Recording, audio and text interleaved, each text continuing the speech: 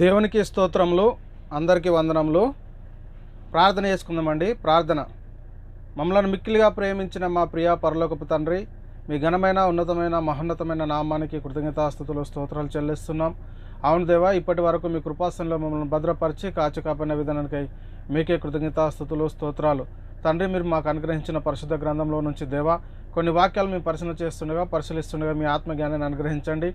ఆత్మ సంబంధమైన సంగతులతో సరిచూసుకుని కృప చూపించి ప్రతి విషయం ద్వారా మీకే ఘనత మహిమ ప్రభావాలు పొందుకోమని ముందున్న సమయం అంతా మీ చేతులకు అప్పచెప్తూ ఈ ప్రార్థన మీ ప్రియకుమారుడు మా ప్రభును రక్షకుడైన యేసుక్రీస్తు వారి పరిశుద్ధమైన నామంలో ప్రార్థనకు వేడుకుంటున్నాను. పరలోకమందున మా కన్న తండ్రి, ఆమెన్. ప్రభువు నందు ప్రియ పరిశుద్ధ దేవుని కుమారులారా, దేవుని కుమార్తెలారా, మీ అందరికీ మన ప్రభును రక్షకుడైన యేసుక్రీస్తు వారి పరిశుద్ధమైన నామంలో వందనములు, శుభములు. అదేవిధంగా మన అందరి ఆత్మ కన్నతని అయిన దేవాది దేవునికి కృతజ్ఞతాస్తుతులు, స్తోత్రములు. మరి ఫేస్బుక్ లైవ్ ద్వారా కానీ యూట్యూబ్ ఛానల్ ద్వారా కానీ వీక్షిస్తున్న ఆత్మీయ సహోదరులందరికీ మళ్ళొకసారి హృదయపూర్వక వందనములు. తండ్రి అయిన దేవునికి కృతజ్ఞతాస్తుతులు, స్తోత్రములు. మరి సహోదరులందరూ ఆనందంగా సంతోషంగా ఉన్నారా? మరి ఎందుకు మనం ఆనందంగా సంతోషంగా ఉండాలంటే, మనం ఇప్పుడు ఎక్కడ కూడి ఉన్నామంటే మన అందరినీ కన్న తండ్రి అయిన దేవుని సన్నిధిలో మనం కూడి ఉన్నాం. కాబట్టి మనం ఎలా ఉండాలంటే ఆనందంగా సంతోషంగా గడపాల్సినటువంటి సమయం. అయితే ప్రియులారా, మనము ప్రతి శుక్రవారము డిప్లొమా థియాలజీ క్లాసులు నేర్చుకుంటున్నాము. మరి ఈరోజు కూడా డిప్లొమా థియాలజీ క్లాసులు నేర్చుకుని దేవుని నామాన్ని మహింపరుద్దాం. అయితే పిల్లల గత క్లాసులో మనము క్రీస్తు రాజ్యము 4వ క్లాసు పార్ట్ 1గా నేర్చుకున్నాము. మరి ఈరోజు క్రీస్తు రాజ్యము 4వ క్లాసు పార్ట్ 2గా నేర్చుకుని మరి దేవుని నామాన్ని మహింపరుద్దాం. మన డిప్లొమా థియాలజీ క్లాసు 38. కాబట్టి ప్రియులారా, మరి ఈరోజు అంశం ఏమిటంటే, ఇక్కడ దేవుడు తన రాజ్య పునఃస్థితి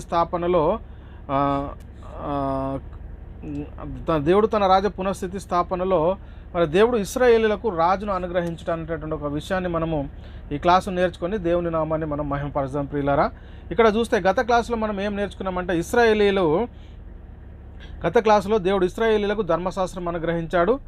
ఆ తర్వాత ధర్మశాస్త్రం అనుగ్రహించిన తర్వాత ఏమైందంటే, ఇశ్రాయేలు మరి దేవుడికి ప్రార్థించారు, మాకు న్యాయాధిపతులు కావాలనగానే మరి దేవుడు న్యాయాధిపతులను అనుగ్రహించాడు. మళ్ళీ ఇశ్రాయేలీలు మాకు రాజు కావాలని కోరినప్పుడు మరి రాజు పరిపాలన ఎలా ఉంటుంది అనేది ప్రియులారా మరి ముందే చెప్పాడు వారికి. చెప్పి మరి ఎప్పుడైతే మీరు రాజు కావాలని కోరుకున్నారో అప్పుడు ఏమైందంటే ఈ న్యాయాధిపతుల వ్యవస్థ అనేది అంతమొందింది. ఇప్పుడు మనం పరిశీలన చేసుకునే ప్రియులారా, మరి ఈరోజు క్లాసు ఏమిటనంటే, ఈరోజు ఇశ్రాయేలుల ఏకరాజ్యంను మరి పరిపాలించిన మొట్టమొదటి రాజు ఎవరు అనేటటువంటి ఒక అంశాన్ని గురించి నేర్చుకుని మరి దేవుని నామాన్ని మహిమపరచం. ఎవరు ఇశ్రాయేలీల ఏకరాజ్యాన్ని పరిపాలించిన వారు అని అంటే, సౌలు ఎన్ని సంవత్సరాలు పరిపాలించాడు ఈయన అంటే 40 సంవత్సరములు 12 గోత్రముల వారిని పరిపాలించినట్టుగా మనం బైబిల్ గ్రంథంలో చాలా స్పష్టంగా చూడగలుగుతాం. ఇక్కడ ప్రియులారా, మనం అపోస్తల కార్యములు 13వ అధ్యాయము 17 నుంచి మనం 21 వచనాలు మనం పరిశీలన చేసుకుంటే ఇక్కడ మనకు చాలా స్పష్టంగా మనకు అర్థమవుతుంది. నేను 21 వచనం చదువుతున్నాను. ఆ తర్వాత వారు రాజు కావాలని కోరగా దేవుడు బెన్యామీను గోత్రికుడును కీషు కుమారుడునైన సౌలును వారికి 40 ఏళ్ల వరకు దయచేసెను. అంటే ప్రియులారా, ఇక్కడ మొట్టమొదటి రాజు, ఇశ్రాయేల్ ఏకరాజ్యాన్ని పరిపాలించిన మొట్టమొదటి రాజు ఎవరంటే సౌలు అని ఇక్కడ మనకు చాలా స్పష్టంగా. ఎన్ని సంవత్సరాలు పరిపాలన చేశాడంటే 40 సంవత్సరములని. ఇక్కడ సౌలును వారికి 40 ఏళ్ల వరకు మరి దయచేశాడు. అంటే 40 సంవత్సరాల వరకు వారికి అనుగ్రహించినట్టుగా మనం చూస్తూ ఉన్నాం. అదేవిధంగా ప్రియులారా, 1 సమూయేలు 9వ అధ్యాయము 15 నుంచి 17 వచనాలు. సమూయేలు రాసిన మొదటి గ్రంథము 9వ అధ్యాయము 15 నుంచి 17 వచనాలు మనం పరిశీలిస్తే ప్రియులారా, ఇక్కడ నేను 16 చదువుతున్నాను. ఎట్లనగా నా జనులు మొర నా యొద్దకు వచ్చెను, నేను వారిని దృష్టించున్నాను కాగా ఫిలిష్తీయుల చేతుల నుండి నా జనులను విడిపించుటకై నా జనులనైన ఇశ్రాయేళ్ల మీద వారిని అధిపతినిగాను అభిషేకించుటకును రేపు ఈ వేళకు నేను బెన్యామీను దేశం నుండి ఒక మనుషుని నీ యొద్దకు రప్పించెదను. సౌలు సమూయేలునకు కనబడగానే యెహోవా ఇతడే నేను నీతో చెప్పిన మనిషి, ఇదిగో ఇతడే నా జనులను ఏలినని అతనితో సెలవిచ్చాను. అంటే ప్రియులారా, సమూయేలుతో మాట్లాడుతూ ఉన్నాడు సౌలు గురించి, ఇతడే నా జనులను ఏలేటటువంటి వాడు అని ఇక్కడ చెప్పినటువంటి మాటలు మనం చూస్తూ ఉన్నాం. అయితే ప్రియులారా, ఇంకా 1 సమూయేలు 10:1 కూడా, అప్పుడు సమూయేలు తైలపు బుడ్డి తీసుకొని సౌలు తల మీద తైలము పోసి అతన్ని ముద్దు పెట్టుకుని యెహోవా నిన్ను అభిషేకించెను అని చెప్పి ఇక్కడ స్వాస్థ్యం మీద అధిపతిగా నియమించి ఉన్నాడని చెప్పి ఇలాగ సెలవిచ్చాను. అంటే దేవుడు మరి సౌలుతో చెప్తాను, నువ్వు వెళ్ళి మరి సమూయేలుతో చెప్తున్నాను, నువ్వు వెళ్ళి సౌలును అభిషేకించమని చెప్పినటువంటి పరిస్థితుల్లో ఇక్కడ అభిషేకించాడు. కాబట్టి ప్రియులారా, ఇశ్రాయేలులకు దేవుడు అనుగ్రహించిన మొట్టమొదటి రాజు ఎవరంటే సౌలు. ఈ ఏకరాజ్యాన్ని ఆయన 40 సంవత్సరాలు పరిపాలించడానికి మనకు ఇక్కడ కనబడతా ఉంది. ఇంకా మనం పరిశీలన చేస్తుంటే మొదటి సామ్యుయేలు 11వ అధ్యాయం 15వ వచనంలో కూడా యెహోవా సన్నిధిని సమాధాన బలులను అర్పించి యెహోవా సన్నిధిని సౌలునకు పట్టాభిషేకం చేసిరి, సౌలును ఇశ్రాయేలులందరూ అక్కడ బహుగా సంతోషించారు. అంటే మనం పరిశీలన చేస్తే ఇశ్రాయేలీల ఏకరాజ్యాన్ని పరిపాలించిన మొట్టమొదటి రాజు ఎవరు అని అంటే సౌలు. ఈయన ఎన్ని సంవత్సరాలు పరిపాలించాడంటే 40 సంవత్సరాలని మనకి ఇక్కడ చాలా స్పష్టంగా అర్థమవుతుంది. అయితే ప్రియులారా, సౌలు మాట వినకపోతే, ఎప్పుడైతే సౌలును రాజుగా చేశాడో దేవుడు, ఆ తర్వాత సౌలు ఏం చేశాడంటే దేవుని మాటను, దేవుడు చెప్పిన పనిని జరిగించకపోవడం ద్వారా ఏం జరుగుతూ ఉందంటే సమూయేలును మరి ఇక్కడ సౌలుకు ప్రియులారా మనం పరిశీలన చేస్తే సౌలు దేవుని మాట వినలేడు. కాబట్టి ఇక్కడ జరిగింది ఏమంటే ఇక్కడ దేవుని ఆత్మ మరి సౌలును విడిపోయినట్టుగా మనం చూస్తాం. ఇక్కడ మొదటి సమూయేలు 28వ అధ్యాయం 16 నుంచి 19 వచనాలు చదువుకోండి. అక్కడ అందుకు సమూయేలు యెహోవా నిన్ను ఎడబాసి నీకు పగవాడిగా నన్ను అగుట వలన ప్రయోజనం ఏమి అంటాడు. అంటే ఏమైంది, యెహోవా ఆత్మ ఎప్పుడైతే దేవుని మాట వినలేడో విడిచిపోయినటువంటి పాఠం మనం చూస్తున్నాం. ఎందుకు అనగా ప్రియులారా, యెహోవా తన మాట తన పక్షముగానే నెరవేర్చున్నాడు. నా ద్వారా ఆయన సెలవిచ్చి ఉన్నట్లు నీ చేతి నుండి రాజ్యంను తీసివేసి నీ పొరుగువాడైన దావీదునకు దాన్ని నిచ్చి ఉన్నాను అంటే యెహోవా ఆజ్ఞకు లోబడలేదు ఎవరు అంటే ఇక్కడ సౌలు అని ఇక్కడ మనకు చాలా స్పష్టంగా అర్థమైంది. ఎందుకు సౌలు లోబడలేదు, దేవుడు ఏం చెప్పాడు సౌలు కంటే, ఇక్కడ అమాలేకీల విషయంలో ఆయన తీక్షణమైన కోపం నెరవేర్చకపోయిన దానిని బట్టి యెహోవా నీకు ఈ వేళ ఈ ప్రకారం చేయుచున్నాడు. యెహోవా నిన్ను ఇశ్రాయేలీలను ఫిలిష్తీయుల చేతికి అప్పగించును, యెహోవా ఇశ్రాయేలు దండును ఫిలిష్తీయుల చేతికి అప్పగించును, రేపు నీవును నీ కుమారులు నాతో కూడా. అంటే ప్రియులారా, ఎందుకు మరి దేవుని ఆత్మ సౌలును విడిపోయింది అని ఇక్కడ మనం పరిశీలన చేస్తే, దేవుడు సౌలును రాజుగా ఉండకుండా ఎందుకు తొలగించవలసి వచ్చింది అంటే దేవుని మాట వినలేదు. ఏ మాట వినలేదు దేవుని మాట అని ఇక్కడ మనం పరిశీలిస్తే ప్రియులారా, అంటే దేవుడు ఇశ్రాయేలీలకు రాజుగా సౌలు గారిను మొట్టమొదటి రాజు అంటే ఇశ్రాయేలీల ఏకరాజ్యంను పరిపాలించినటువంటి రాజు ఎవరంటే మొట్టమొదట సౌలు. ఈ సౌలు 40 సంవత్సరాలు పరిపాలించిన తర్వాత దేవుడు ఒక పని చెప్పాడు. ఆ పనిని నెరవేర్చకపోయిన తర్వాత ఏమైందంటే దేవుని ఆత్మ మరి సౌలును విడిపోయినట్టుగా చూస్తున్నాం. ఎందుకు మరి దేవుని మాట సౌలు వినలేదు, మరి దేవుడు ఏం చెప్పాడు అనేది ఇక్కడ మనం పరిశీలిస్తే ప్రియులారా చూడండి. ఇక్కడ సమూయేలు గ్రంథము మొదటి సమూయేలు 16వ అధ్యాయం 14-15 వచనంలో మనం పరిశీలిస్తే యెహోవా ఆత్మ సౌలును విడిపోయిందంట. ఎందుకు విడిపోవాల్సి వచ్చింది? అదేవిధంగా మొదటి సమూయేలు 16:23లో కూడా ఇక్కడ దేవుని యొద్ద నుండి దురాత్మ వచ్చి సౌలును పట్టినప్పుడల్లా దావీదు అంటే అక్కడ దేవుని ఆత్మ అనేది విడిపోయినట్టుగా మనకు కనబడతా ఉంది. అదేవిధంగా మొదటి సమూయేలు 19:9లో కూడా ఈ మాటలు రాయబడి ఉన్నాయి. అసలు సౌలు ఏం చేశాడు? మరి మొత్తానికి దేవుని ఆత్మ సౌలును విడిపోతుంది, మరి దేవుడు సౌలును రాజుగా ఉండకుండా ఎందుకు తొలగించాడు? అసలు మెయిన్ కారణం ఏమిటి? సౌలు ఏం చేయలేదు, దేవుని చిత్తాన్ని ఏం జరిగించలేదంటే ఇక్కడ ఉంది చూడండి ప్రియులారా. సమూయేలు గ్రంథము మొదటి సమూయేలు 15వ అధ్యాయము 1 నుంచి 28 వచనాలండి. మొదటి సమూయేలు 15వ అధ్యాయం 1 నుంచి 28 వచనాల్లో చాలా అద్భుతమైన వివరణ ఇక్కడ ఉంది. ఇక్కడ నేను ఒక దినమున సమూయేలు ఇక్కడ చూస్తున్నా చూడండి. ఒకానొక దినమున సమూయేలు సౌలును పిలిచి, యెహోవా ఇశ్రాయేలుకు తన జనముల మీద నిన్ను రాజుగా అభిషేకించుటకై నిన్ను పంపెను, యెహోవా మాట వినుము అంటున్నాడు. అంటే నిన్ను రాజుగా ఇశ్రాయేలు మీద అభిషేకించబోతూ ఉన్నాడు, ఒక మాట వినుము అని చెప్తున్నటువంటి పరిస్థితి మనం చూస్తూ ఉన్నాం. అంటే సైన్యంలోకి అధిపతియాగు యెహోవా సెలవిచ్చినది ఏమనగా, అమాలేకీల ఇశ్రాయేలులకు చేసినది నాకు జ్ఞాపకమే. వారు ఐగుప్తు నుండి రాగానే అమాలేకీల వారికి విరోధులై మార్గమందు వారి మీద వచ్చిరి కదా. కాబట్టి నీవు పోయి కనికరింపక అమాలేకీయులను హతము చేయుచు పురుషులనేమి, స్త్రీలనేమి, బాలులనేమి, పసిపిల్లలనేమి, ఎద్దులనేమి, గొర్రెలనేమి, ఒంటెలనేమి, గార్ధవంబులనేమి అన్నిటినీ హతం చేసి వారికి కలిగినదంతా ఈ బొత్తిగా పాడు చేసి అమాలేకీయులను నిర్మూలం చేయమని చెప్పాను. అంటే ఈ మాట అంటే సమూయేలు ద్వారా మరి సౌలుకు చెప్తున్నటువంటి మాట దేవుడు మనం చూస్తూ ఉన్నాం. ఆ 4వ వచనంలో అంతటా సౌలు జనులను పోగు చేసి మరి వాళ్ళందరినీ సౌలు ఇక్కడ మనం పరిశీలన చేసుకుంటూ పోదాం, ఇక మొత్తం చదువుకుంటూ పోతే మనకు లేట్ అవుతుంది. కాబట్టి సౌలు ఏం చేశాడంటే వారందరినీ పోగు చేసి వాళ్ళందరినీ తీసుకొని వెళ్తున్నటువంటి పరిస్థితిని మనం చూస్తూ ఉన్నాం. అమేలేక పట్టణం మీదకి వెళ్ళిన తర్వాత జరిగింది ఏంటంటే ఇక్కడ మనం పరిశీలన చేస్తే 7వ వచనం, తర్వాత సౌలు అమాలేకీయులను హవీలా నుండి ఐగుప్తు దేశ మార్గంనున్న షూరు వరకు తరిమి హతం చేసి అమలేకుల రాజైన అగగును ప్రాణముతో పట్టుకొని జనులందరినీ కత్తివాచ చేత నిర్మూలం చేసెను. సౌలు జనులను కూడి అగగును గొర్రెలలోను ఎడ్లలోను కుర్విన గొర్రె పిల్లను మొదలైన వాటిలోను మంచి వాటిని నిర్మూలం చేయక కడగా ఉంచి పనికిరాని నీస పశువులన్నింటినీ నిర్మూలం చేసిన. అంటే దేవుడు చెప్పింది ఏంటి? మొత్తము నిర్మూలం చేయమన్నాడు. కానీ రాజును ప్రాణంతో తీసుకొచ్చాడు.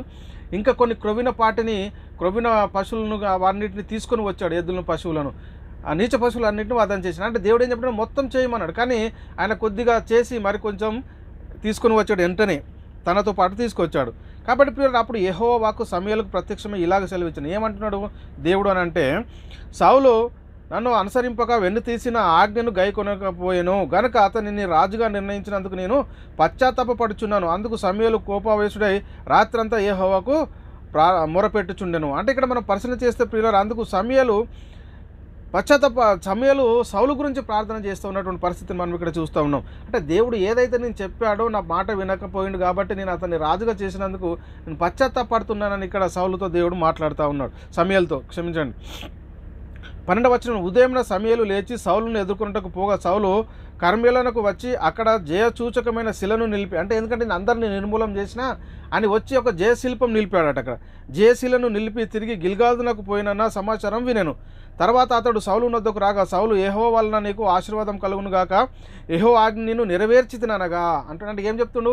యెహోవా ఏదైతే ఆజ్ఞ ఇచ్చాడో దాన్ని నేను నెరవేర్చనని సమూయేలుకు సౌలు చెప్తూ ఉన్నటువంటి మాట చూస్తూ ఉన్నాం.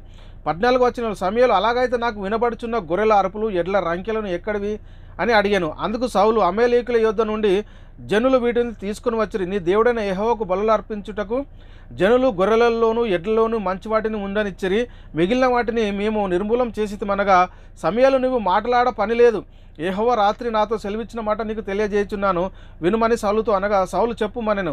అందుకు సమూయేలు, నీ దృష్టికి నీవు అల్పుడుగా ఉన్నప్పుడు ఇశ్రాయేలు గోత్రములకు శిరస్సైతివి, యెహోవా నిన్ను ఇశ్రాయేలు మీద రాజుగా అభిషేకించెను, మరియు యెహోవా నిన్ను సాగనంపి నీవు పోయి పాపాత్ములైన అమలేకులను నిర్మూలం చేయము, వారు లయమగు వరకు వారితో యుద్ధం చేయమని సెలవీయగా నీవు ఎందుచేత యెహోవా మాట వినక దోపుడు మీద ఎగబడి ఆయన దృష్టికి కీడు చేసేది. దోపుడు సొమ్ము అది నిర్మూలం చేయమన్నది తీసుకొని వచ్చాడు సౌలు.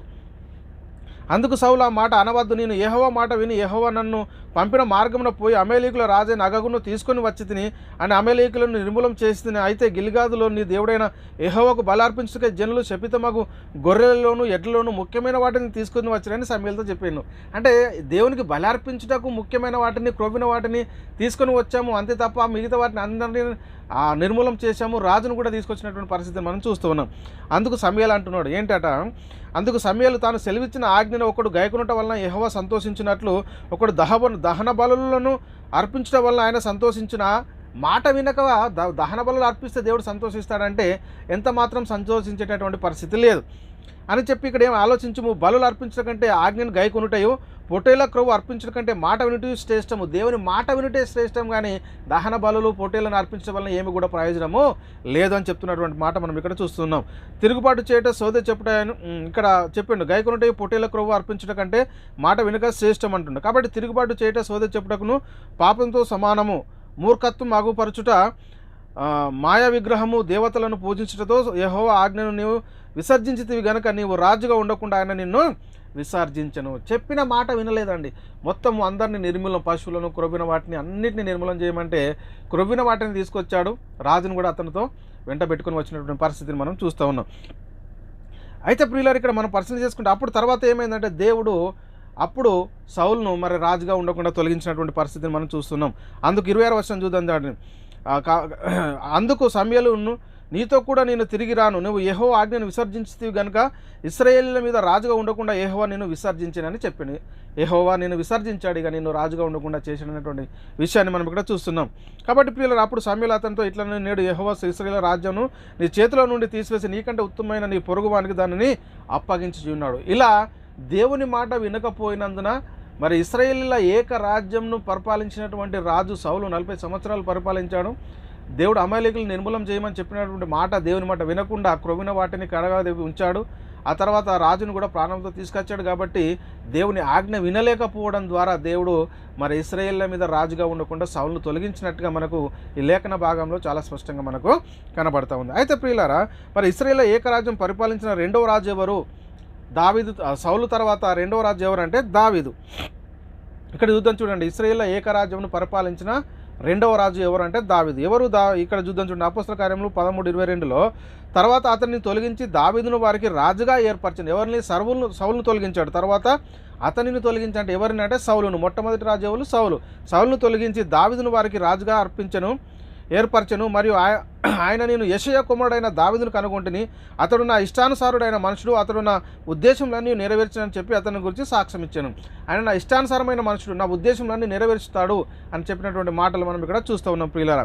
అదేవిధంగా ఇక్కడ మనం పరిశీలిస్తే సమూయేలు మొదటి గ్రంథము 16:12-13లో కూడా అతడు వాడిని పిలువనంపించి లోపలికి తోడుకొని వచ్చాను. అతడు ఎర్రని వాడును, చక్కని నేత్రము గలవాడును, చూచుటకు సుందరుడైన ఉండెను. ఎవరి గురించి చెప్తున్న ఈ మాటలు అంటే దావీదు గురించి. అతడు రాగానే నేను కోరుకున్నవాడు ఇతడే, నీవు లేచి వానిని అభిషేకించుమని యెహోవా సెలవీయగా సమూయేలు తైలపు కొమ్మును తీసి వాని సహోదరుల ఎదుట అతనిని అభిషేకం చేసి నాటి నుండి యెహోవా ఆత్మ దావీదు మీదకి బలముగా వచ్చిన తర్వాత సమూయేలు లేచి రామాకు వెళ్ళిపోయాను. అంటే ప్రియులారా, రెండవ రాజు ఎవరంటే దావీదు. ఇశ్రాయేల్ ఏకరాజ్యము పరిపాలించినటువంటి రెండవ రాజు ఎవరు? దావీదు. ఇశ్రాయేలును ఏకరాజ్యం ఎన్ని సంవత్సరాల వరకు పరిపాలించాడు అంటే 40 సంవత్సరములు. సౌలు కూడా ఇశ్రాయేల్ ఏకరాజ్యాన్ని 40 సంవత్సరాలు పరిపాలించాడు. ఇక్కడ దావీదు కూడా ఇశ్రాయేల్ ఏకరాజ్యాన్ని 40 సంవత్సరములు పరిపాలించాడు. ఆ తర్వాత దావీదు కుమారుడైన సొలొమోను కూడా ఎన్ని సంవత్సరాలు పరిపాలించాడు అంటే తర్వాత రాజు అంటే మూడవ రాజు. ఇశ్రాయేలుకు మూడవ రాజు ఎవరంటే సొలొమోను కూడా 40 సంవత్సరాలు పరిపాలన జరిగించినట్టుగా మనకు లేఖనాల్లో కనబడుతున్నాయి. 2 సమూయేలు 5:4లో మనం పరిశీలిస్తే దావీదు 30 ఏళ్ల వాడై ఏలన ఆరంభించి 40 సంవత్సరములు పరిపాలన చేసెను. అంటే ప్రియులారా, ఇక్కడ మనం పరిశీలిస్తే 2 సమూయేలు 5వ అధ్యాయం 4వ వచనంలో మనం ఇక్కడ పరిశీలిస్తే ఏం కనబడుతుంది? దావీదు 30 ఏళ్ల వాడై ఏలన ఆరంభించి 40 సంవత్సరములు పరిపాలన చేసిన, అంటే ఇశ్రాయేలును 40 సంవత్సరాలు ఏలాడు. కాబట్టి దావీదు పరిపాలన జరిగిస్తున్న కాలంలో దేవుడు తన రాజ్య పునఃస్థితి స్థాపన గురించి దావీదుకు వాగ్దానం చేసినటువంటి పరిస్థితిని మనం చూస్తూ ఉన్నాం. ఇక్కడ నీ మట్టుకు చెప్తున్నాడు. 2 సమూయేలు 7:16లో మనం పరిశీలిస్తే సమూయేలు గ్రంథం 2 సమూయేలు 7:16లో నీ మట్టుకు నీ సంతానమును నీ రాజ్యమును నిత్యము స్థిరమగును, నీ సింహాసనము నిత్యము స్థిరపరచబడునా నేను. అంటే దేవుడు దావీదుకు వాగ్దానం చేస్తూ ఉన్నాడు తన రాజ్య పునఃస్థితి స్థాపన గురించి. నీ మట్టుకు నీ సంతానము నీ రాజ్యము నిత్యము స్థిరమగును, నీ సింహాసనము నిత్యము స్థిరపరచబడునా నేను. అంటే దేవుడు దావీదుకు వాగ్దానం చేసిన ఈ రాజ్యము లౌకిక రాజ్యమా లేక ఆత్మ సంబంధమైన రాజ్యమా? పరలోక రాజ్యం అంటే ఆత్మ సంబంధమైన రాజ్యం గురించే దేవుడు దావీదుకు వాగ్దానం చేసినట్టుగా మనం ఇక్కడ లేఖనాల్లో చాలా స్పష్టంగా మనము చూడగలుగుతాం. అయితే ప్రియులారా, దేవుడు నాతాను ప్రవక్త ద్వారా దావీదుతో మాట్లాడుతున్నటువంటి ఒక మాటను మనం పరిశీలన చేద్దాం. మొదటి దినవృత్తాంతములు 17వ అధ్యాయము 11-14 వచనాలు మనం పరిశీలన చేస్తే, నీ జీవిత దినములు తీరి నీ పితరుల యొద్దకు నువ్వు చేర్చినప్పుడు నీ కుమారుల వల్ల కలుగు సంతతిని నేను స్థాపింపజేసి అతని రాజ్యంను స్థిరపరిచేదను. అతడు నాకు ఒక మందిరం కట్టించును, అతని సింహాసనం నేను నిత్య స్థాపన చేసేదను. నేను అతనికి తండ్రి అయ్యుండును, అతడు నాకు కుమారుడయ్యుండును. నీకంటే ముందుగా ఉన్నవానికి నా కృపను నేను చూపక మాననట్లు అతనికి నేను నా కృపను చూపక మానను. అంటే నా కృపను నేను చూపక మానినట్లు అంటే అతనికి చూపాడు కాబట్టి అదేవిధంగా అతనికి నా కృపను చూపక మానను అని చెప్తున్నాడు. నా మందిరము ఇక్కడ చెప్తున్నాడు 14లో, నా మందిరమందును నా రాజ్యమందును నేను నిత్యము అతన్ని స్థిరపరిచేదను, అతని సింహాసనం ఎన్నటికీ స్థిరముగా నుండునని అతనికి తెలియజేసినటువంటి పరిస్థితిని మనం ఇక్కడ చూస్తూ ఉన్నాం ప్రియులారా. అదేవిధంగా మొదటి దినవృత్తాంతం 22:10లో కూడా అతడు నా నామమునకు ఒక మందిరమును కట్టించును, అతడు నాకు కుమారుడయ్యుండును, నేను అతనికి తండ్రి అయ్యుండును, ఇశ్రాయేళ్ల మీద అతని రాజసింహాసనం నిత్యము స్థిరమగును అని చెప్తున్నటువంటి మాటలు కూడా మనం ఇక్కడ చూడగలుగుతున్నాం. కాబట్టి దేవుడు తన రాజ్య పునఃస్థితి స్థాపన గురించి సొలొమోనుతో కూడా మాట్లాడిన కొన్ని సంగతులు ఉన్నాయి. వాటిని కూడా మనం ఇప్పుడు పరిశీలన చేద్దాం. అంటే ఇశ్రాయేలీల ఏక రాజ్యాన్ని అంటే ఇశ్రాయేల్ రాజ్యాన్ని పరిపాలిస్తున్నటువంటి మూడవ రాజు ఎవరంటే ఇక్కడ సొలొమోను. చూడండి ఇక్కడ 2వ దినవృత్తాంతము 7:18, ఇశ్రాయేలును ఏలికకు స్వతంత్రవాడు ఒకడు నీకు ఉండడని నేను నీ తండ్రి అయిన దావీదుతో చేసిన నిబంధనను నేను నీ రాజసింహాసనం స్థిరపరిచేదను చెప్తూ ఉన్నాడు. ఇక్కడ సొలొమోనుతో దేవుడు మాట్లాడుతున్నటువంటి మాట. అదేవిధంగా 2వ దినవృత్తాంతంలో 6:16లో కూడా నీవు నా ముందర నడిచినట్లుగా నీ కుమారులకును తమ ప్రవర్తన కాపాడుకున్న ధర్మశాస్త్రం చొప్పున నడిచినేట ఇశ్రాయేళ్ల సింహాసనం మీద కూర్చుండివాడు నా ఎదుట నుండకుండా పోడని నీవు నీ సేవకుడైన దావీదు అను నా తండ్రితో సెలవిచ్చిన మాట ఇశ్రాయేల్ దేవా యెహోవా దయచేసి నెరవేర్చమని చెప్తున్నటువంటి మాటలు ఇక్కడ మనము చూస్తూ ఉన్నాం. కాబట్టి ప్రియులారా, మరి దేవుడు తన రాజ్య పునఃస్థితి స్థాపన కోసం ప్రవక్తల ద్వారా కూడా మాట్లాడారు.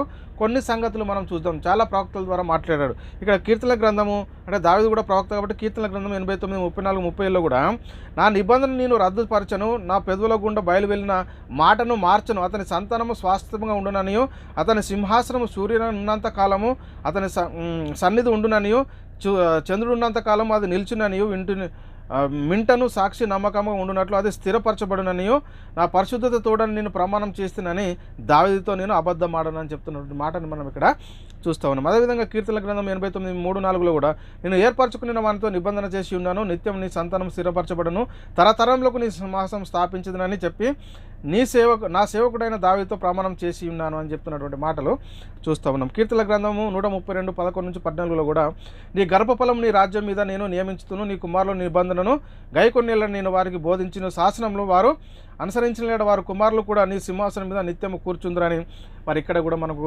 చూస్తున్నాం ప్రియులారా. అదేవిధంగా కీర్తనల గ్రంథము 2:6లో కూడా నేను నా పరిశుద్ధ పర్వతమైన సియోను మీద నా రాజును ఆసీనుగా చేసి ఉన్నాను అని చెప్తున్నటువంటి మాటలు కూడా మనం ఇక్కడ చూస్తూ ఉన్నాం. అదేవిధంగా కీర్తనల గ్రంథం 2:6 నిన్న చూసాం ఇప్పుడే. సంఖ్యాకాండము 24:17లో కూడా ఇక్కడ చెప్తున్నా ఆయనను చూచున్నాను కానీ ప్రస్తుతమున నున్నట్లుగా కాదు, ఆయనను చూచున్నాను కానీ సమీపంలో ఉన్నట్లు కాదు, నక్షత్రము యాకోబులో ఉదయించును, రాజదండం ఇశ్రాయేలుల నుండి లేచును, అది యోయాబు ప్రాంతమును కొట్టును, కలహ వీరులందరినీ నాశనం. అంటే నక్షత్రము యాకోబులో ఉదయించును, యాకోబు సంతతి ద్వారా, అంటే యాకోబు సంతతి ద్వారా అని ఇక్కడ మనకు చాలా స్పష్టంగా అర్థమవుతుంది. కాబట్టి పిల్లలు ఇంకా మనం పరిశీలన చేస్తే ఇక్కడ ఆదికాండము 49:10లో కూడా షీలోము వచ్చే వరకు యూద యుద్ధ నుండి దండము తొలగదు, అతని కాళ్ళ మధ్య నుండి రాజదండం తొలగదు, ప్రజలు అతనికి విధేయులై ఉందరని చెప్పినటువంటి మాటలు కూడా మనం ఇక్కడ చూస్తూ ఉన్నాం. అదేవిధంగా పిల్లల సంఖ్యాకాండం 24:19లో కూడా యాకోబు సంతానమైన ఏలిక పుట్టును, అతడు పట్టణంలోని విశేషమును నశింపజేయను. అంటే ఇక్కడ పిల్లల మనకు పరిశీలన చేసుకుంటే దేవుడు ప్రవక్తల ద్వారా కూడా తన రాజ్య పునఃస్థితి స్థాపన గురించి చాలా మాటలు మాట్లాడారు. ఇక్కడ యెషయా గ్రంథం 22:22లో కూడా క్రీస్తుని గురించినటువంటి ఒక వాగ్దానం చేస్తున్నాడు. ఈ మాట క్రీస్తు గురించి, నేను దావీదు ఇంటి తలపు అధికార భారంను అతని భుజం మీద ఉంచేదను, అతడు తీయగా ఎవడును మూయజాలడు, అతడు మూయగా ఎవడును వేయజాలడు అంటాడు. ఇక్కడ ప్రకటన గ్రంథం 3:7లో కూడా ఫిలదెల్ఫియాలో ఉన్న సంఘపు దూతకు ఇలాగ వ్రాయము, దావీదు తాళపు చెవి కలిగి ఎవడును వేయలేకుండా తీయబడను, ఎవడు తీయలేకుండా వేయబడునైన సత్యస్వరూపకు పరిశుద్ధుడు చెప్పుతున్న సంగతులు ఏవనగా. అంటే దేవుని రాజ్య పునఃస్థితి స్థాపన గురించి దేవుడు క్రీస్తును తన ఆత్మ సంబంధమైన రాజ్యానికి రాజుగా అనుగ్రహించడం గురించి ప్రియులారా దేవుడు ప్రవక్తల ద్వారా మాట్లాడుకుంటూ వస్తున్నటువంటి మాటలను మనం ఇప్పుడు ఇవన్నీ పరిశీలన చేస్తూ ఉన్నాం. యెషయా గ్రంథము 9:7లో కూడా మనం పరిశీలిస్తే, ఇది మొదలుకొని మితి లేకుండా దానికి వృద్ధియు క్షేమమును కలుగును, సర్వకాలము దావీదు సింహాసనము రాజ్యమును నియమించును, న్యాయవిధులను నీతిపలను రాజ్యమును స్థిరపరచుటకు అతడు సింహాసనుడై రాజ్యపాలన చేయును, సైన్యములకు అధిపతిగా యెహోవా ఆసక్తి కలిగ దీనిని నెరవేర్చని చెప్తున్నటువంటి మాటలు కూడా మనం ఇక్కడ చాలా స్పష్టంగా చూసాం ప్రియులారా. ఇంకా యెషయా గ్రంథం 11:1లో కూడా యెషయా మొద్దు నుండి చిగురు పుట్టును, వాని వేరు నుండి అంకురం ఎగిలి ఫలించును అని చెప్తున్నటువంటి మాటలు కూడా మనము చూస్తూ ఉన్నాం. ప్రకటన గ్రంథం 5:5 ఆ పెద్దల్లో ఒకడు ఏడవకము, ఇదిగో దావీదు చిగురునైన యూదా గోత్రపు సింహము 7 ముద్రలను తీసి ఆ గ్రంథము విప్పుటకై జయమొందినని వానితో చెప్పిన. అంటే దేవుడు ప్రవక్తల ద్వారా మాట్లాడుతున్నటువంటి మాటలను వీటన్నిటిని మనము పరిశీలన చేస్తూ ఉన్నాం. ఇర్మియాతో కూడా మాట్లాడి ఇర్మియా గ్రంథం 33:15లో కూడా ఆ దినములలో ఆ కాలమందు నేను దావీదునకు నీతి చిగురును మొలిపించేదను, అతడు భూమి మీద నీతి న్యాయములను అనుసరించి జరిగించును అని చెప్తున్నటువంటి మాటను కూడా మనము చూస్తూ ఉన్నాం. ఇలా మనం పరిశీలన చేస్తే ప్రియులారా దేవుడు తన రాజ్య పునఃస్థితి స్థాపన కోసం చాలా మాటలు ఉన్నాయి. మీరు రాసుకోండి. ఇర్మియా గ్రంథం 33:17, అదేవిధంగా ఇర్మియా గ్రంథం 33:20-21, అదేవిధంగా ఇర్మియా గ్రంథం 38:9, అదేవిధంగా యెషయా గ్రంథము 9:6లో ఏలయనగా మనకు శిశువు పుట్టెను, మనకు కుమారుడు అనుగ్రహించబడెను, ఆయన భుజల మీద రాజ్యభారమును, ఆశ్చర్యకరుడు, ఆలోచనకర్త, బలవంతుడైన దేవుడు, నిత్యుడగు తండ్రి, సమాధానకర్తయగు అధిపతి అతనికి పేరు పెట్టబడును. అంటే దేవుని రాజ్య పునఃస్థితి స్థాపన కోసం దేవుడు నిత్యంగా స్థిరపరచిన రాజ్యం, తన ఆత్మ సంబంధమైన రాజ్యం కోసం క్రీస్తును అనుగ్రహించే విషయంలో దేవుడు ప్రవక్తల ద్వారా మాట్లాడుతున్నటువంటి మాటలు వీటన్నిటిని మనము గమనిస్తూ ఉన్నాం ప్రియులారా. ఇర్మియా గ్రంథము 33:26లో కూడా ఇక్కడ చెప్తున్నటువంటి అబ్రహాము, ఇస్సాకు, యాకోబుల సంతానమును ఏలికకు అతని సంతాన సంబంధమైన ఏలికను ఏర్పరచుకుని నేను యాకోబు సంతానం వాడగు నా సేవకైన దావీదు సంతానం విసర్జించును, నిశ్చయముగా నేను వారి ఎడల జాలిపడి చెరల నుండి వారిని రప్పించదను అంటున్నాడు. చూడండి, ప్రకటన గ్రంథం 22:16లో కూడా సంఘంలో కోసం ఈ సంగతుల గురించి మీకు సాక్ష్యం ఇచ్చటకు యేసు నేను నా దూతను పంపి ఉన్నాను, నేను దావీదు వేరు చెగురును సంతానమును ప్రకాశమైన వేకో చుక్కనై ఉన్నాను. అంటే ఇలా చూడండి, దేవుడు అంటే తన ఆత్మ సంబంధమైనటువంటి రాజ్యం కోసము దావీదుకు వాగ్దానం చేసినటువంటి పరిస్థితిని మనము చూస్తూ ఉన్నాం. మనకేమర్థమైంది అంటే ఇది ఇంతవరకు మనకేమర్థం, ఇంకా ఇర్మియా గ్రంథం 23:5లో కూడా ఈ మాటలు రాయబడి ఉన్నాయి. ఏహెజ్కేలు 34:22 నుంచి 24 వచనాల్లో కూడా మనము చదువుకోవచ్చు ప్రియులారా. ఏహెజ్కేలు 37:24 నుంచి 25. నా సేవకుడైన దావీదు వారికి రాజవును, వారందరికంటే కాపరి ఒక్కడే ఉండును. వారు నా విధులను అనుసరింతురు, నా కట్టడలను గైకొందురు. మీ పితరులు నివసించినట్లు నా సేవకుడైన యాకోబును నేను ఇచ్చిన దేశమును వారు నివసింతురు. వారి పిల్లలకు అక్కడ నిత్యము నివసింతురు. నా సేవకుడైన దావీదు ఎల్లకాలము వారికి అధిపతి అయి ఉండును. అంటే పిల్లలు ఇక్కడ మనం పరిశీలన చేస్తే ఇక్కడ దావీదు అంటే ఇశ్రాయేలీల రాజ్యాన్ని, ఏకరాజ్యాన్ని పరిపాలించింది ఎవరు అని అంటే దావీదు పరిపాలించాడు. మొట్టమొదటి రాజు సౌలు, ఆ తర్వాత దావీదు కుమారుడు అనేటువంటి సొలొమోను. ఆ దావీదుకు మరి దావీదు రాజుగా ఉన్నప్పుడే తన ఆత్మ సంబంధమైన అంటే దేవుని పునఃస్థితి స్థాపన కోసం, తన రాజ్య పునఃస్థితి స్థాపన కోసం, దేవుని రాజ్య పునఃస్థితి స్థాపన కోసం దావీదుకు అంటే దేవుని రాజ్య పునఃస్థితి స్థాపన అంటే ఈలోక సంబంధమైనది కాదు, ఆత్మ సంబంధమైనటువంటి రాజ్యం కోసం దేవుడు దావీదుకు వాగ్దానం చేసినటువంటి మాటలు, అదేవిధంగా సొలొమోనుతో దేవుడు మాట్లాడుతున్నటువంటి మాటలు, వీటన్నిటిని ప్రవక్తల ద్వారా మాట్లాడినటువంటి మాటలను కూడా మనం అవన్నీ చూసాం. హోషేయ 3:5లో కూడా రాయబడి ఉన్నాయి. చూడండి పిల్లలు, దానియేలు 7:20లో కూడా మనం పరిశీలన చేసుకుంటే ఆకాశం అంతటి క్రిందనున్న రాజ్యమును, అధికారమును, రాజ్య మహాత్యమును, మహోన్నతను పరిశుద్ధులకు చెందును. ఆయన రాజ్యము నిత్యము నిలిచును, అధికారులందరూ దానికి దాసులై విధేయులగుదురు. ఇంతలో సంగతి సమాప్తమైన అని చెప్పెను. ఇవన్నీ దేవుని రాజ్య పునఃస్థితి స్థాపనలో దేవుడు మరి ప్రవక్తలకు వాగ్దానం చేస్తూ ఉన్నాడు, ప్రవక్తలతో మాట్లాడుతూ ఉన్నాడు. దానియేలు 2:44లో కూడా ఆ రాజుల కాలంలో పరలోకమందున దేవుడు ఒక రాజ్యం స్థాపించును, దానికి ఎన్నటికీ నాశనం కలగదు. ఆ రాజ్యం దాన్ని పొందిన వారికే గాక మరి ఎవరికి చెందదు. అది ముందు చెప్పిన రాజ్యంలన్నింటినీ పగలగొట్టు నిర్మూలం చేయను, కానీ అది యుగయుగముల వరకు నిలుచును. దానియేలు 7:14లో కూడా రాయబడింది. కాబట్టి పిల్లల మీకా గ్రంథము 5:2లో మనం పరిశీలిస్తే క్రీస్తును గురించిన ప్రవచనం ఏంటంటే, బెత్లెహేము ఎఫ్రాతా యూదావారి కుటుంబంలో నువ్వు స్వల్ప గ్రామమైనను నా కొరకు ఇశ్రాయేలీయులను ఏలబోవాడు నీలో నుండి వచ్చును. పురాతన కాలం మొదలుకొని శాశ్వత కాలం వరకు ఆయన ప్రత్యక్షమై చుండెను అని చెప్తున్నాడు మాటలు. అంటే ప్రియులారా, దేవుని రాజ్య పునఃస్థితి స్థాపన కోసం దేవుడు మరి ఇశ్రాయేలీయులకు రాజులను అనుగ్రహించాడు. మొట్టమొదటి రాజు సౌలు, ఆ తర్వాత దావీదుకు దేవుడు తన అంటే ఆత్మ సంబంధమైనటువంటి రాజ్యానికి మరి రాజును అనుగ్రహించడానికి కోసం దేవుడు మరి దావీదుకు వాగ్దానం చేశాడు. ఆయన ఎవరు అంటే మరి క్రీస్తు అని ఇక్కడ మనకు చాలా స్పష్టంగా మనకు అర్థమైంది. లాస్ట్ వచనం జెకర్యా 3:8లో కూడా మనం పరిశీలన చేసుకుంటే ఇక్కడ మాట్లాడుతుండే, ఎందుకనగా చిగురు అను నా సేవకుని నేను ఏర్పరచుకొని చున్నాను అని చెప్తున్నటువంటి మాటలు కూడా అక్కడ చూసాం. జెకర్యా 6:12-13లో కూడా అతనితో ఇట్లనము సైన్యులకు అధిపతియాగు యెహోవా సెలవిచ్చినదేమనగా చిగురు అని ఒకడు కలడు, అతడు నా స్థలంలో నుండి చిగురుచ్చును, అతడు యెహోవా ఆలయం కట్టును. అతడు ఘనత వహించుకొని సింహాసనసుడై ఏలుచు సింహాసనుడే అతడు యాజకత్వం చేయగా ఆ ఇద్దరికి సమాధానకరమైన యోచన కలుగును. అంటే ఇక్కడ పిల్లరా, దేవుడు ఆత్మ సంబంధమైనటువంటి రాజ్యాన్ని ఏలేటటువంటి పరిస్థితిని గురించి ఇక్కడ జెకర్యా 6:12-13లో మనం చాలా స్పష్టంగా చూడగలుగుతాం. ఆయన నా రాజ్యాన్ని అంటే ఆత్మ సంబంధమైనటువంటి రాజ్యాన్ని ఏలేటటువంటి వారు ఎవరు అంటే క్రీస్తు అని ఇక్కడ మనం చాలా స్పష్టంగా మనకి ఇక్కడ అర్థమైంది. ఆమోసు 9:11లో కూడా రాయబడి ఉన్నాయి.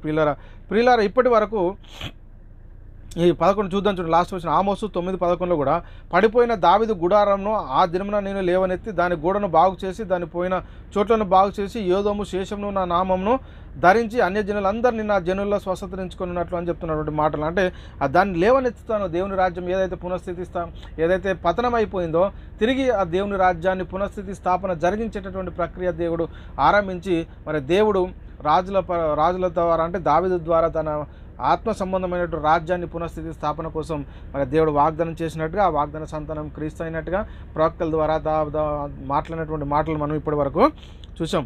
ప్రియులారా, ఇప్పటి వరకు పరిశీలించిన వాటిలో దేవుడు తన రాజ్య పునఃస్థితి స్థాపనలో భాగంగా దావీదుకు వాగ్దానం చేయడము, ప్రవక్తల ద్వారా మాట్లాడటము, ఆ వాగ్దాన సంతానమైన క్రీస్తు గురించి ఇప్పటి వరకు మనం ఇవన్నీ లేఖనాల్లో రాయబడి ఉన్నాయి. చాలా స్పష్టంగా మీరు పరిశీలన చేసుకోండి. అదేవిధంగా పిల్లలు మనం పరిశీలన చేస్తే వాగ్దాన సంతానమైన క్రీస్తు గురించి కన్య మరియతో మాట్లాడటం కూడా మనం పరిశీలన చేస్తే లూకా సువార్త 1:26-33 వచనాలు రాసుకోండి. నేను 29 వచనం చదువుతూ ఉన్నాను, 28 నుంచి చదువుతున్నాను. ఆ దూత లోపలికి వచ్చి ఆమెను చూసి, దయాప్రాప్తులారా నీకు శుభము, ప్రభువు నీకు తోడై ఉన్నాడని చెప్పిన ఆమె ఆ మాటకు బహుగా తొందరపడి ఈ శుభవచనం ఏమిటో అని ఆలోచించుకొని చుండగా దూత మరియ భయపడకము, దేవుని వల్ల నువ్వు దయ పొందుతివి, ఇదిగో నీవు గర్భం ధరించి కుమారుని కానీ ఆయనకు యేసు అని పేరు పెట్టదు, ఆయన గొప్పవాడై సర్వోన్నతుని కుమారుడు అనబడును, ప్రభువు అయిన దేవుడు ఆయన తండ్రి అయిన దావీదు సింహాసనము ఆయనకిచ్చును, ఆయన యాకోబు వంశస్థులను యుగయుగములు ఏలును, ఆయన రాజ్యం అంతులేనిదై ఉండనని చెప్పిన. అంటే చూడండి, ఇప్పుడు మనకు చాలా స్పష్టంగా అర్థమైపోయింది ఏది దేవుడు ఆత్మ సంబంధమైనటువంటి తన రాజ్యాన్ని గురించి దావీదుకు వాగ్దానం చేశాడు. ఆ వాగ్దాన సంతానం ఎవరంటే క్రీస్తు. అదే చెప్తున్నాడు ఇక్కడ 32లో, ఆయన గొప్పవాడై సర్వోన్నతుని కుమారుడు అనబడును, ప్రభువు అయిన దేవుడు ఆయన తండ్రి అయిన దావీదు సింహాసనము ఆయనకిచ్చును, ఆయన యాకోబు వంశస్థులను యుగయుగములు ఏలును, ఆయన రాజ్యం అంతులేనిదై ఉండదు. అంటే ఈ ఆత్మ సంబంధమైన రాజ్యం అంతులేనిది అని ఇక్కడ మనకు చాలా స్పష్టంగా అర్థమైంది. అంతం లేనిదని మనకు అర్థమైనటువంటి విషయాన్ని మనం కూడా గమనిస్తుంది. కాబట్టి ప్రియులరా, మరి దేవుడు ఇశ్రాయేలుకు న్యాయాధిపతుల వ్యవస్థ అంతం పొందిన తర్వాత మరి మాకు రాజు కావాలని అడిగినప్పుడు దేవుడు వారికి రాజును అనుగ్రహించడం. మొట్టమొదటి రాజు ఎవరు అంటే సౌలు, రెండవ రాజు దావీదు, మూడవ రాజు దావీదు కుమారుడు సొలొమోను. అయితే ప్రియులరా, ఇప్పటి వరకు మరి పరిశీలన చేసాం. అయితే సొలొమోను యెరూషలేమునందు ఇశ్రాయేలు అందరినీ ఏలిన కాలము 40 సంవత్సరములు. చూడండి పిల్లలు, అంటే ఈ సొలొమోను ఎన్ని సంవత్సరాలు ఏలాడు అంటే ఇక్కడ ఆయన కూడా 43వ రాజు. ఇశ్రాయేలీలకు 3వ రాజు ఎవరంటే సొలొమోను. ఈయన ఎన్ని సంవత్సరాలు రాజ్యపాలన చేశాడంటే ఈయన కూడా 40 సంవత్సరాలు ఏలాడు. దినవృత్తాంతంలో 9:30లో కూడా సొలొమోను యెరూషలేమునందు ఇశ్రాయేలు అందరి మీద 40 సంవత్సరములు ఏలుబడి చేశాను. అంటే ఇది కూడా మనం రాసుకుంటే మొదటి రాజులు 1:15లో కూడా రాయబడిన, మొదటి రాజులు 1:29-30లో కూడా రాయబడి, మొదటి రాజులు 1:32-34 వచనంలో కూడా రాయబడి ఉన్నాయి. అయితే సొలొమోను రాజ్య పట్టాభిషేకం గురించి కూడా మనం పరిశీలన చేస్తే ఇక్కడ మొదటి రాజులు 1:30-39 మనం పరిశీలన చేస్తే, కాబట్టి యాజకుడైన సోదోకును, ప్రవక్త అయిన నాతన్ను, యెహోవా యూదా కుమారుడైన బెన్యామీను, కెరెతీయులను, ఫెలేతీయులను రాజైన దావీదు కంచెర గాడిద మీద సొలొమోనును ఎక్కించి గిహోనునకు తీసుకుని రాగా, యాజకుడైన సోదోకు గుడారంలో నుండి తైలపు కొమ్మును తెచ్చి సొలొమోనుకు పట్టాభిషేకం చేసెను. అప్పుడు వారు బాకా ఉదగా కూడి జనులందరూ రాజైన సొలొమోను చిరంజీవిగా కానీ కేకలు వేసిరి. అంటే ఇక్కడ మనం పరిశీలన చేసుకుంటే మరి ఇశ్రాయేలును ఏలినటువంటి 3వ రాజు ఎవరంటే సొలొమోను అని ఇక్కడ మనకు చాలా స్పష్టంగా అర్థమైంది. కాబట్టి ప్రియులారా, సొలొమోను రాజ్యము అప్పుడు సొలొమోను పరిపాలిస్తున్న పరిస్థితులు ఏమైపోయిందంటే సొలొమోను రాజ్యం 2గా విడిపోయింది. అంటే 2 రాజ్యాలుగా విడిపోయింది. ఎలా అంటే ఒకటేమో ఇశ్రాయేల్ రాజ్యము, రెండవదేమో యూదా రాజ్యంగా విడిపోయింది ప్రియులారా. అయితే ఇశ్రాయేల్ రాజ్యంలో ఎన్ని గోత్రముల వారు విడిపోయారు వీళ్ళతో అంటే 10 గోత్రముల వారు విడిపోయారు. అదేవిధంగా యూదా రాజ్యం ఎన్ని గోత్రాలుగా విడిపోయిందంటే 2 గోత్రాలు, ఒకటేమో యూదా గోత్రము, రెండవది బెన్యామీను గోత్రముగా విడిపోయినట్టుగా మనం చూస్తూ ఉన్నాం. అయితే ప్రియులారా, ఇశ్రాయేల్లో 10 గోత్రముల వారు రూబేను, షిమ్యోను, జెబులోను, ఇస్సాకారు, దాను, గాదు, ఆషేరు, నప్తాలి, మనష్షే, ఎఫ్రాయిము అని ఈ ఎఫ్రాయిము అంటే వీళ్ళు 10 గోత్రాల వారు ఇలా ఇశ్రాయేలు రాజ్యంగా విడిపోయారు. ఇక యూదా వారేమో ఇక్కడ 2 గోత్రాలుగా విడిపోయినట్టుగా మనం చూస్తున్నాం. యూదా గోత్రం ఒకటి, బెన్యామీను గోత్రం ఒకటి.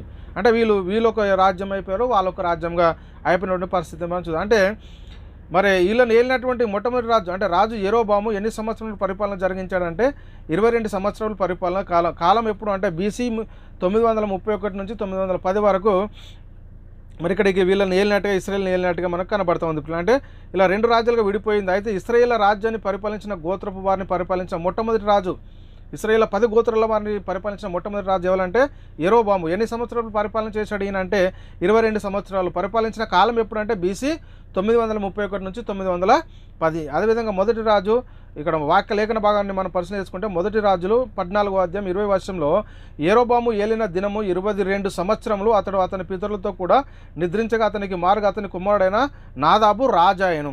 ఇక్కడ అయిపోయింది. అదేవిధంగా పిల్లలు 2వ రాజు నాదాబు పరిపాలించిన సంవత్సరము 2 సంవత్సరాలు పరిపాలించాడు. ఇతను BC 910 909 వరకు ఆయన పరిపాలించినట్టుగా మనం చూస్తూ ఉన్నాం. మొదటి రాజులు 15వ అధ్యాయము 25 నుంచి 27 వచనంలో రాయబడి ఉన్నాయి. యెరోబాము కుమారుడైన నాదాబు యూదా రాజు అయిన ఆశ ఏలుబడిలో 2వ సంవత్సరం మందు ఇశ్రాయేల్ వారిని ఏలంబారంభించి ఇశ్రాయేల్ వారిని 2 సంవత్సరంలో అతడు ఏలినట్టుగా మనం ఇక్కడ చూస్తూ ఉన్నాం ప్రియులారా. అదేవిధంగా 3వ రాజు బయషా ఇతను 24 సంవత్సరాలు పరిపాలించాడు. ఇశ్రాయేలును BC 909 నుంచి 886 వరకు ఈయన బయషా అనే రాజు పరిపాలించినట్టుగా మనం ఇక్కడ చూస్తూ ఉన్నాం. ఇక్కడ మొదటి రాజులు 15:28లో రాజు అయిన ఆషేబడిలో 3వ సంవత్సరం మందు బయషా అతన్ని చంపి అతనికి మారుగా రాజు అయ్యాడు. అంటే పిల్లరా, ఇశ్రాయేలు 2 రాజ్యాలుగా విడిపోయింది. ఒకటేమో ఇశ్రాయేల్ రాజ్యం, రెండవది యూదా రాజ్యము. ఇక్కడ అంటే రెండు భాగాలుగా విడిపోయినట్టుగా మనం చూస్తూ ఉన్నాం. ఇలా ఇశ్రాయేలీయులను మొత్తం ఇక్కడ ఇంకా మనం పరిశీలన చేసుకుంటే చాలా వచనాలు ఉన్నాయి, కానీ మనకు బాగా వీడియో 2-3 గంటలు అవుద్ది కాబట్టి మనం అవుట్లైన్ చూసుకుందాం. ఇలా ఇశ్రాయేలీయులను మొత్తం 19 మంది రాజులు పరిపాలన చేశారు. తర్వాత BC 722 సిమ్రోను పతనం అయిపోయిన తర్వాత మరి BC 700లో ఇశ్రాయేలు 10 గోత్రాల వారు అశ్షూరుల చెరలోకి కొనిపోబడ్డారు. ఇలా రాజరికం అంటే 19 రాజులు పరిపాలించిన తర్వాత ఏం జరిగిందంటే BC 722లో సిమ్రోన్ అనేది వాళ్ళకి రాజ్యం ఉండే, అది పతనమైపోయింది. అప్పుడు BC 700లో ఇశ్రాయేలు 10 గోత్రాల వారు అశ్షూరుల చెరలోనికి అంటే బానిసలుగా కొనిపోయినటువంటి పరిస్థితిని మనం చూస్తూ ఉన్నాం. అదేవిధంగా యూదా గోత్రం వారి గురించి కూడా మనం పరిశీలన చేస్తే వీరిని 20 మంది రాజులు ఏలారు. ఈ 20 మంది రాజులు లాస్ట్ అంటే నెబుకద్నెజరు చేత యెరూషలేం పూర్తిగా నాశనం చేయబడింది. ఎప్పుడు అంటే ఈ యూదా వారిలో లాస్ట్ రాజు అంటే నెబుకద్నెజరు. నెబుకద్నెజరు చేత యెరూషలేం పూర్తిగా నాశనం చేయబడింది. ఎప్పుడంటే BC 586లో 70 సంవత్సరములు బబులోను చెరలోనికి కొనుపబడినటువంటి పరిస్థితిని మనం చూస్తూ ఉన్నాం. అయితే తర్వాత కోరెషు కాలంలో మళ్ళీ తిరిగి యెరూషలేములోనికి వచ్చారు. BC 515 నూతన దేవాలయాన్ని ప్రతిష్ఠ చేయడము, BC 445 నుంచి 443 వరకు యెరూషలేము ప్రాకారాలు తిరిగి కట్టడము, తర్వాత BC 400లో పాత నిబంధన అనేది పూర్తి అయిపోయింది. అప్పటికి ఇంకొత్త నిబంధన లేనటువంటి పరిస్థితిని మనం చూస్తున్నాం. అయితే ప్రియులారా, ఇశ్రాయేలు రాజ్యమును మొత్తం పరిపాలించిన రాజులు 19 మంది. ఆ రాజ్యం అంతరించిపోయింది, వాళ్ళు అశ్షూరు చెరలోకి కొనుపోబడ్డారు. ఇక రెండవది యూదా రాజ్యం. ఈ యూదులేమో 20 మంది రాజులను ఈ యూదా రాజ్యాన్ని ఎంతమంది పరిపాలించారంటే 20 మంది రాజులు. వీళ్ళు బబులోను చెరకు కొనుపోబడ్డారు. తర్వాత ఇటు ఇశ్రాయేలీలు కానీ ఇటు మరి యూదులు కానీ భౌతిక రాజ్యాన్ని పరిపాలించినట్టుగా దాఖలాలు మనం ఇక్కడ లేము. ఎక్కడ కూడా మనకి బైబిల్ గ్రంథంలో కడబడేటటువంటి పరిస్థితి మనకు లేదు. అయితే ప్రియులారా, దేవుడు దావీదుకి ఇచ్చిన వాగ్దానము భౌతిక రాజ్యమా, లౌకిక రాజ్యమా, ఏది పరలోక రాజ్యము, ఆత్మ సంబంధమైన రాజ్యమా అని మనం పరిశీలిస్తే ప్రియులారా, దేవుడు దావీదుకు వాగ్దానం చేసింది ఆత్మ సంబంధమైనటువంటి రాజ్యము, పరలోక రాజ్యం. కాబట్టి ప్రియులారా, మరి పరలోక రాజ్యము స్థాపించబడిందా లేక భవిష్యత్తులో స్థాపించబడుతుందా అనేది మనం చాలా జాగ్రత్తగా మనం పరిశీలించాలి. అంటే దేవుడు ఏదైతే దావీదుకు వాగ్దానం చేశాడో, ఈ వాగ్దానం అంటే దేవుడు ఆత్మ సంబంధమైనటువంటి రాజ్యాన్ని గురించి వాగ్దానం చేశాడు కదా, మరి చేసినటువంటి ఈ రాజ్యము మరి స్థాపించబడిందా లేక భవిష్యత్తులో స్థాపించబడుతుందా, మరి ఎప్పుడు ఏంటి అనేది వచ్చే క్లాసులో ఇంకా చాలా క్లుప్తంగా మనము నేర్చుకుందాం ప్రియులారా. ఇప్పుడు ఈ రోజుతో 4వ క్లాస్ అనేది ముగిసిపోయింది. వచ్చే రోజు మనం 5వ తరగతిని నెక్స్ట్ 5వ క్లాస్ని మనము వచ్చే వారంలో స్టార్ట్ చేసుకుందాం. కాబట్టి ఇప్పటి వరకు చాలా స్పష్టంగా అంటే మనము రాజును అంటే దేవుడు అంటే ఇశ్రాయేలీలు మాకు రాజు కావాలని వేడుకోవడము, ఆ రాజును దేవుడు ఇశ్రాయేలీలకు అనుగ్రహించడం అంటే మొట్టమొదట మనం పరిశీలన చేస్తే ఇశ్రాయేల్ ఏకరాజ్యంగా ఉండే, ఆ ఏకరాజ్యాన్ని పరిపాలించినటువంటి మొట్టమొదటి రాజ్యము సౌలు, రెండవ రాజ్యము దావీదు పరిపాలన జరిగిస్తున్నటువంటి కాలంలోనే దేవుడు తన రాజ్య పునఃస్థితి స్థాపన కోసం క్రీస్తుని గురించినటువంటి వాగ్దానం చేయడం, ప్రవక్తల ద్వారా మాట్లాడడం, ఇదంతా మనం చూసాము. ఆ తర్వాత ఇశ్రాయేలును పరిపాలించింది సొలొమోను 3వ రాజు. ఈ సొలొమోను కాలంలో జరిగింది ఏంటని మనం పరిశీలిస్తే ఇశ్రాయేలు 2 రాజ్యాలుగా విడిపోయారు. ఒకటి ఇశ్రాయేల్ రాజ్యం, రెండవది యూదా రాజ్యంగా. మరి వారిని 20 మంది 19 మంది రాజులు ఏలినట్టుగా మనం చూస్తూ ఉన్నాం. ఏలిన తర్వాత ఆ తర్వాత మళ్ళీ వీళ్ళు బబులోను చెరలోనికి అశ్షూరుల చెరలోనికి కొనుపోయేటువంటి పరిస్థితిని మనం చూసాం. తర్వాత ప్రియులారా, మళ్ళీ దేవుడు ఏదైతే దావీదుకు వాగ్దానం చేశాడో ఆ వాగ్దానం అంటే దేనికోసం వాగ్దానం చేశాడంటే దేవుడు తన రాజ్య పునఃస్థితి స్థాపన అంటే ఆత్మ సంబంధమైన రాజ్యం కోసం ఏదైతే వాగ్దానం చేశాడో ఆ రాజ్యం అనేది మరి స్థాపించబడలేదా, భవిష్యత్తులో స్థాపించబడుతుందా ఏంటి అనేది మనం వచ్చే క్లాసులో చాలా అద్భుతంగా నేర్చుకుని దేవుని నామాన్ని మహిమపడతాం. కాబట్టి ఇప్పటి వరకు చెప్పినటువంటి వాక్యము దేవుడు మనందరి హృదయంలో నీరు కట్టి ఫలింపజేయను గాక. సహోదరులారా, మేము ప్రకటిస్తున్న ప్రతి ఒక్క ప్రసంగము యూట్యూబ్ ఛానల్ అప్లోడ్ చేయబడుతుంది. యూట్యూబ్ చర్చిలో బైబిల్ విజ్డమ్ అకాడమీ బెహ్రెన్ అని మీరు సెర్చ్ చేసినట్టయితే, అదేవిధంగా మా రెండో ఛానల్ BW అకాడమీ, మీరు ఇందులో సెర్చ్ చేసినట్టయితే మేము మాట్లాడిన ప్రతి ప్రసంగం మీరు వినవచ్చు. మీరు కూడా మా పరిచయలో పాలుభాగస్తులు కాగలరంటే మీరు చేయవలసిందల్లా ఒకటే, మీ అనుదిన ప్రార్థనలో దేవుని సన్నిధిలో మా పరిచయ నిమిత్తం మీరు జ్ఞాపకం చేసుకోవడం ద్వారా మీరు కూడా మా పరిచయలో పాలుభాగస్తులు కాగలరు. దేవుడు మిమ్మల్ని దీవించి ఆశీర్వదించును గాక. ఆమెన్. అందరికీ వందనములు. దేవునికి స్తోత్రములు.